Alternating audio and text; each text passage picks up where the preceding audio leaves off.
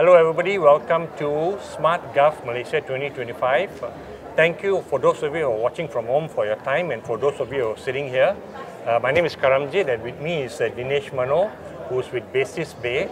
And we're going to talk about actually next-gen computing, advanced data center infrastructure. We've all seen headlines about the data center industry, right?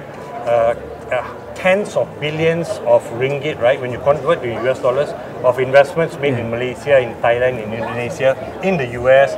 OpenAI, if you follow the space, right, just signed a contract to pay Oracle 30 billion US dollars a lot of money. A year, right, for advanced data center services. So it's an incredible space, and we want you to talk about it. But before that, our young man is doing his first live, webinar. Super nervous, so please forgive him. But also, is what I find very interesting about Dinesh is that he left the world's largest consulting company with the largest revenue to join a small company like Basis Bay. So, I'm going to say that, Basis Bay is a global company, and we are holding up the Malaysian flag, coming to Malaysia Day. We celebrated Malaysia Day yesterday. Yes, correct. Holding the Malaysian agenda, to come back and contribute to do our national service. Okay, so you're right, sorry, but I know, so that reminds me, because I think Basis Bay over its history is serving 300 clients. And all these are world-class, very serious clients, right, who do not accept 99.9% SLAs or so. And in that sense, Basis Bay is incredible. They've never lost a single client because of a service level breach, right? That's right. So that's the kind of company you're joining. But before we talk about that, what is your own background that you decided to leave, this company? You can name the company you were before, right, if you want to, and join Basis Bay.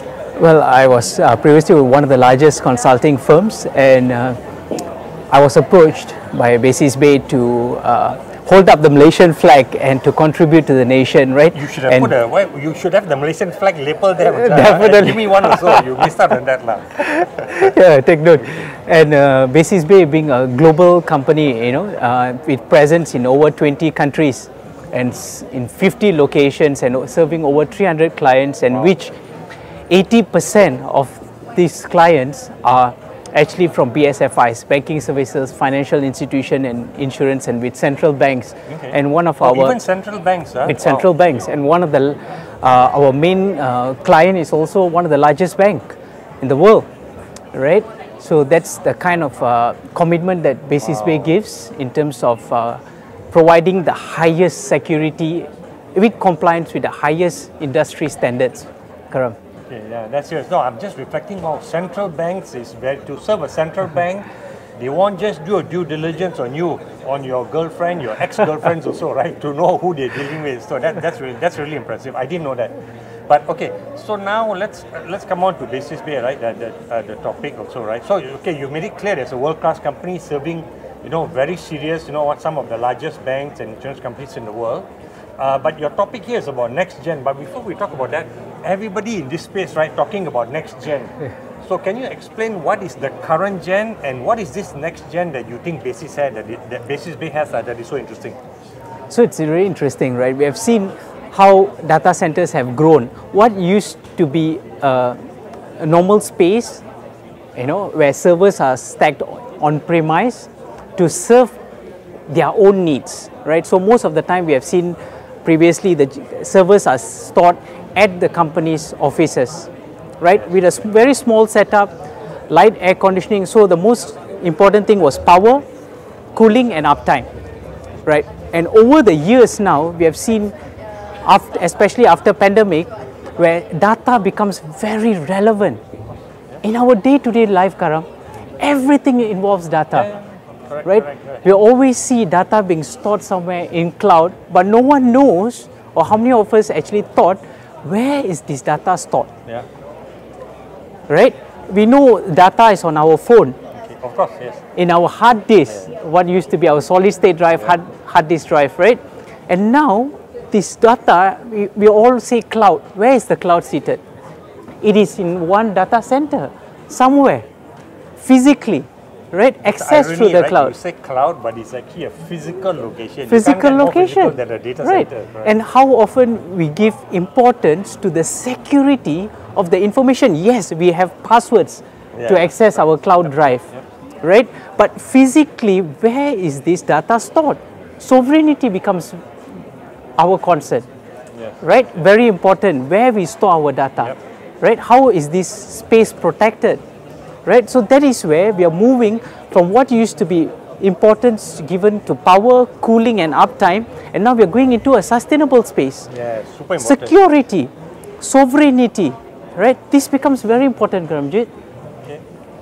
Fair. All important considerations, right? Especially for your level of clients.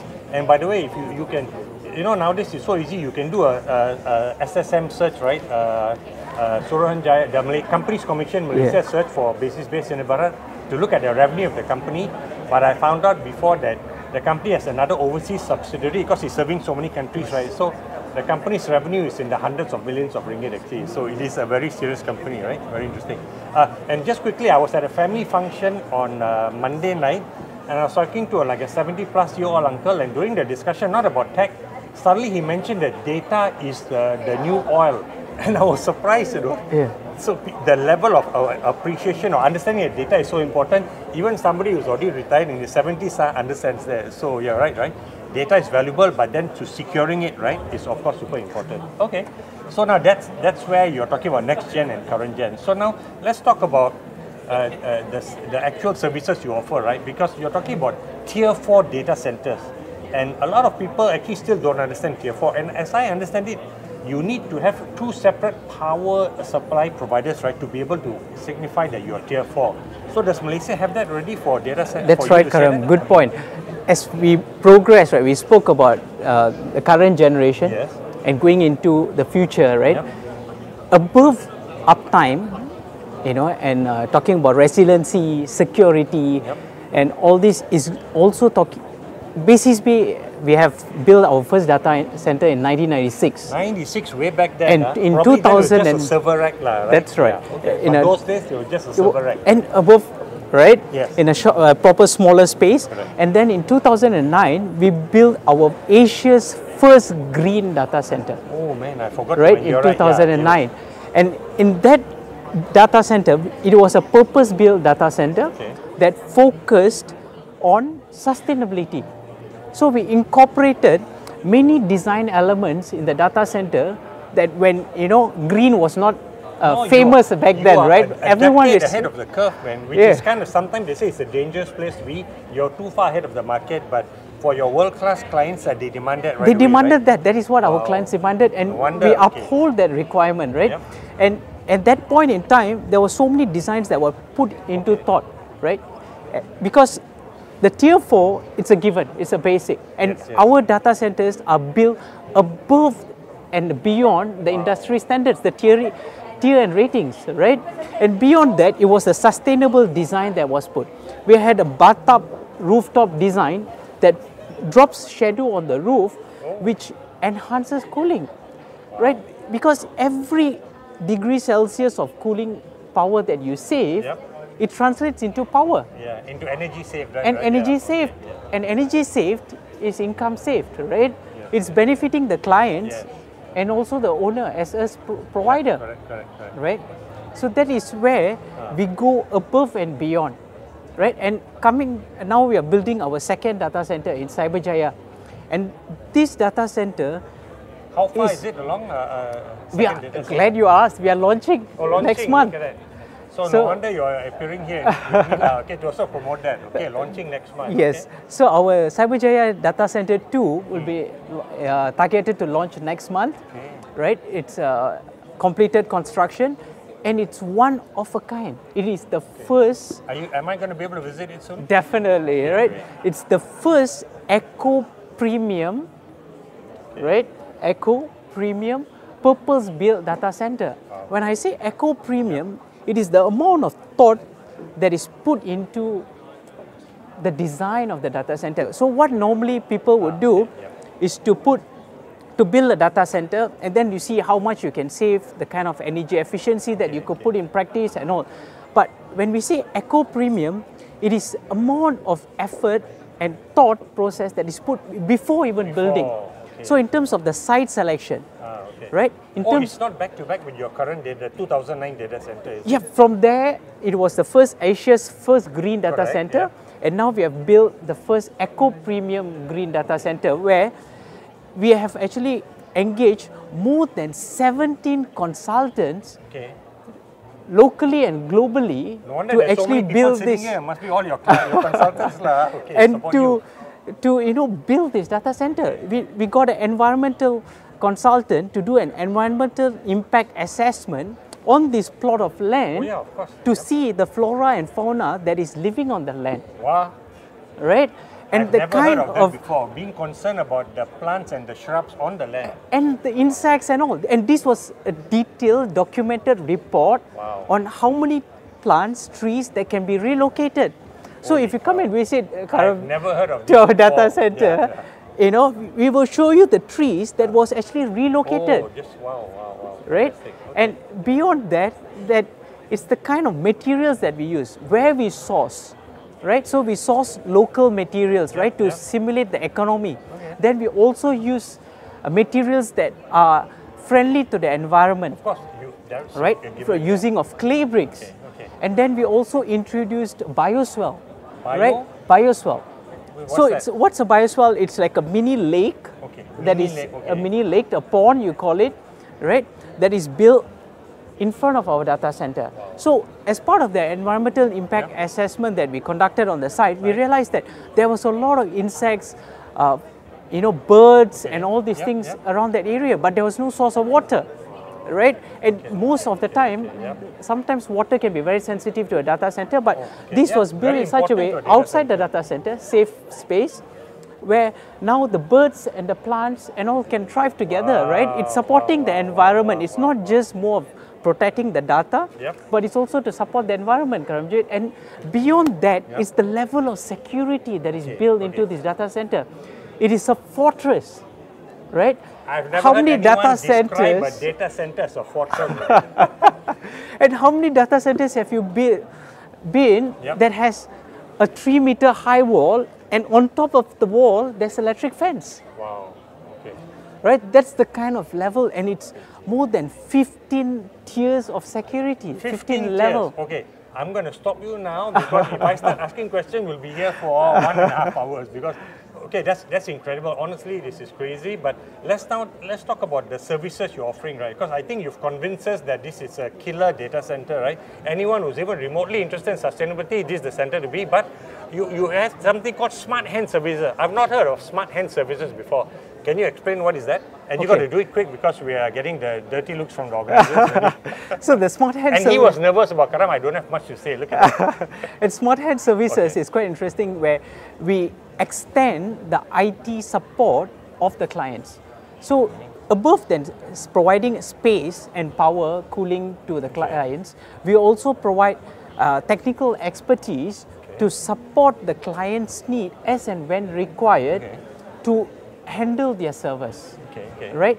If they need to switch on off certain items, they need to check the labeling, they need to do things. But those sounds like things like a junior, technician can do, right? Why at your level of expertise? All right. So beyond, it's about time. Okay. How fast you attend to the issue. So we have a ticketing system where the clients can raise if there's any concern, right? And within a certain agreed SLA, immediately this will be done. So having the client's IT staff to come to site to be deployed, it takes a longer time. Then we have a 24/7, 365 days a week, a year, to be there and to be there for the client. He was joking. There was no 4-day weekend for basis pay, but that's the commitment you need. Okay.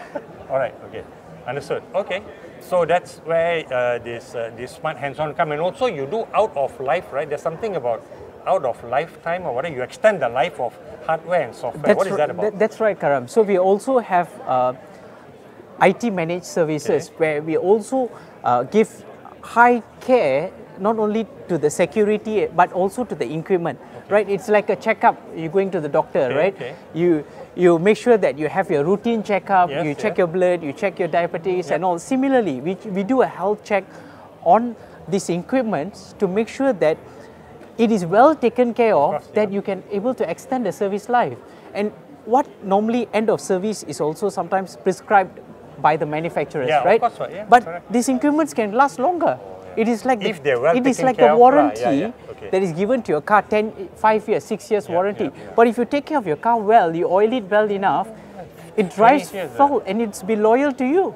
So that's the kind of expertise that we bring. Okay, fine. I drive a 28-year-old Vira, so it's still going strong. My mechanic is very happy because he always makes money off it. But anyway, let's move back to this now. Okay, maybe just to sum up, do you want to, we're already at the end of our 15 minutes. Do you want to just sum up about, what do you think the future is for Basis Bay then, especially with the new data center launching next month, which I will visit for sure.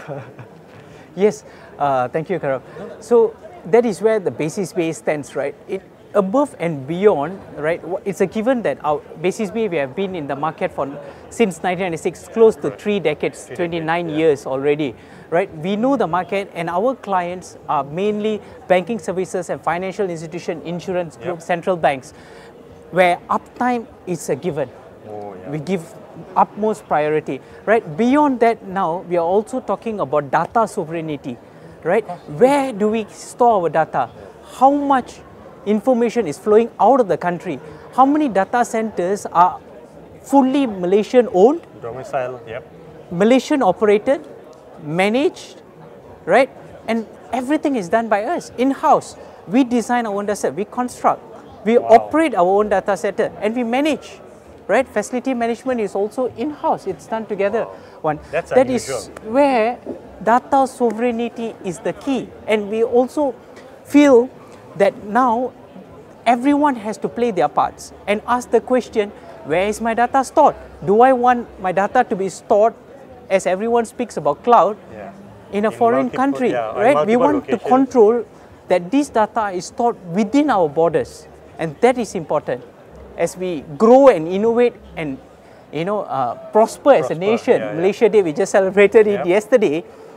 This is the kind of questions we need to ourselves and come back to say that Malaysia, we can do it. Malaysia boleh. Yeah, you have done it. Okay, with that now, I don't think I can do a better sum up than what Dinesh. Are you sure this is your first time ever appearing? Because it sure doesn't sound like it, okay? Taken the tips. You're just trying to game me, lah. Okay, but anyway, thank you very much for those watching, for those sitting here, and watch for the next, many live webinar, fireside chats we're going to have. So see you again soon. Thank you.